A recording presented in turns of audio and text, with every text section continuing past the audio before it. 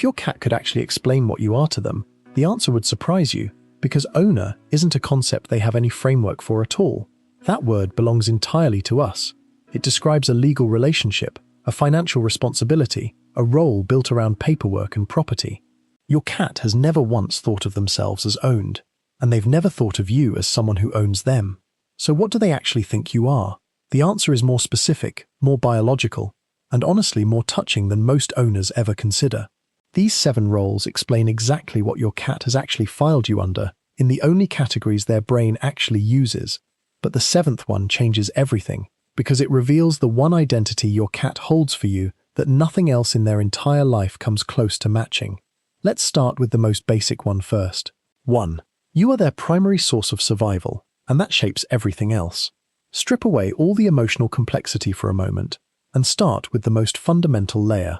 In the most basic behavioral sense, your cat's brain categorizes you first and foremost as their reliable source of food, water, warmth, and shelter. This isn't cold or unfeeling, it's simply the foundation everything else gets built on top of. In the wild, an animal's relationship with resource providers is one of the most powerful behavioral drivers that exists. Reliability matters enormously.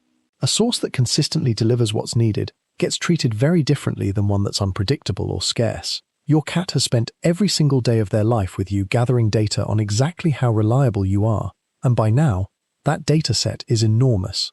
This is part of why consistency matters so much to cats, and why erratic feeding schedules or unpredictable environments create so much visible stress.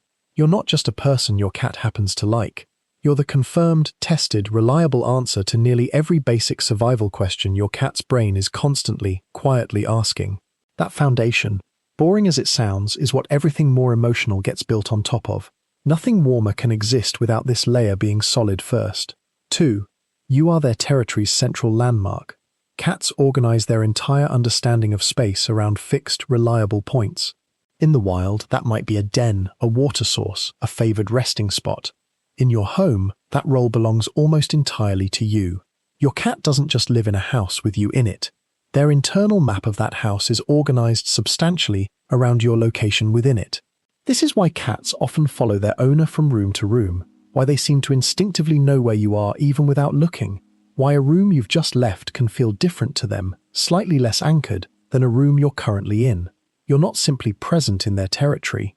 You function as one of its core coordinates, a fixed point everything else gets measured against. This explains a behavior a lot of owners find confusing. A cat who seems completely relaxed in one part of the house, suddenly becoming more alert or clingy when you're not there. It's not separation anxiety in the dramatic sense people usually mean. It's closer to your cat's internal map losing one of its most important reference points and needing to recalibrate until you're back in position. You're not just someone who lives there. In a very real sense, you help define what there even means. 3. You are the one member of their world with an unpredictable, endlessly interesting inner life. Cats are sharp, constant observers, and after enough time living with you, they've almost certainly picked up on something most owners never think about. You are, by a wide margin, the most complex, unpredictable, and endlessly novel thing in their entire environment. Furniture doesn't change. Walls don't move. Most of your home stays static day after day.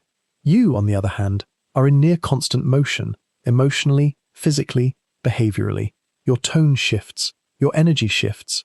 You do different things at different times for reasons your cat can't fully pass, but can absolutely detect.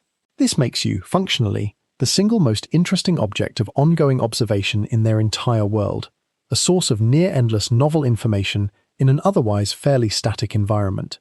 This is part of why cats spend so much time simply watching their owners, seemingly doing nothing, no clear goal, no request being made.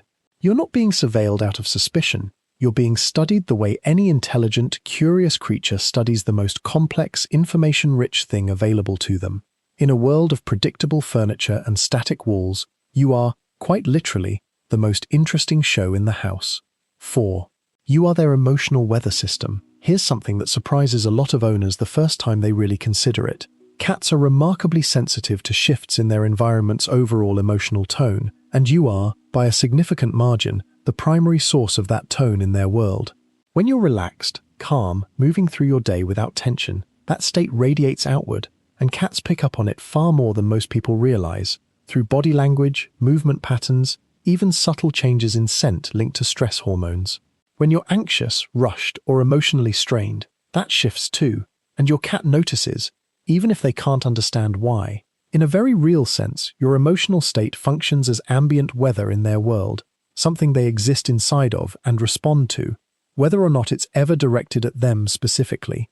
This is part of why cats often seem to know when something's wrong before you've said a word, and why some cats become notably more clingy or more withdrawn during periods of household stress that have nothing directly to do with them. You're not just a person in their environment. You're the dominant emotional climate they live inside every single day, and their own behavior shifts accordingly, almost like a smaller ecosystem responding to the conditions of a much larger one. If any of this is changing how you think about your role in your cat's daily world, tap that like button and subscribe. It genuinely helps us reach more cat owners who want to actually understand the relationship from their cat's side of it. 5. You are the safest possible version of unpredictability. This one sounds like a contradiction, but it isn't. Cats are instinctively wary of anything unpredictable, since unpredictability, in the wild, is often the first sign of danger. And yet you, an unpredictable, constantly shifting presence, are simultaneously one of the safest things in your cat's entire life. How does that work? The answer is that predictability and safety aren't actually the same thing, even though they usually travel together. What your cat has actually learned, through thousands of repeated interactions, is that your specific brand of unpredictability never crosses into danger. You might come home at a different time, you might be in a different mood, you might rearrange the furniture, but across all of that variation, the underlying pattern holds. None of it has ever resulted in genuine harm. This is an incredibly sophisticated form of trust, one built entirely through repetition and consistency at the level that actually matters. Your cat isn't relying on you to always do the exact same thing. They're relying on the much deeper pattern that whatever you do, it stays within a range that's always, ultimately safe. That's a far more advanced form of trust than simple routine following, and it's one that takes an enormous amount of accumulated evidence to build. 6. You're the only creature they've ever fully let their guard down around. Watch how your cat behaves around you compared to literally anyone or anything else in their life, and a pattern becomes obvious fast. The belly exposed during sleep, the soft, half-closed eyes, the complete physical relaxation, muscles loose, no tension held anywhere. This level of unguarded vulnerability is rare, and it's not something cats extend casually or to many individuals. In the wild, and even among cats who are otherwise perfectly social with each other, full physical vulnerability, sleeping deeply, exposing the stomach, entering a state of reduced alertness, is reserved almost exclusively for situations of complete, tested safety. It's not extended to acquaintances.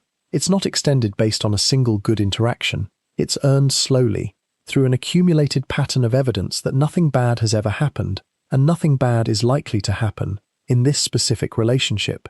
If your cat regularly exposes this kind of vulnerability around you, and rarely or never around anyone else, that's not a small detail. It's one of the clearest, most consistent signals available that you occupy a category in their life that essentially nothing else does. Not a stranger, not even necessarily every other person they know and like. A specific, narrow category built entirely around total, tested safety, one your cat doesn't hand out easily to anyone. 7. You are the one relationship in their entire life that isn't optional. Remember at the start when I said the last one changes everything? Here it is. Nearly every other relationship in a cat's life, with other cats, with other animals, even with other people who visit or live nearby, carries at least some degree of choice, some ability to simply avoid or disengage if things become uncomfortable. Your relationship with your cat doesn't work that way, and your cat knows it, on some fundamental level, even if they can't articulate it. You're not one option among several in their world. In the environment your cat actually lives in, you're functionally the entire infrastructure of their existence, all at once. Not because they're forced to tolerate you, but because the relationship itself occupies a category with no real equivalent anywhere else in their life. There's no backup version of you, no alternate source they could quietly shift their trust toward if something changed. The role you occupy is singular, non-transferable, and built entirely around the specific history the two of you have accumulated together.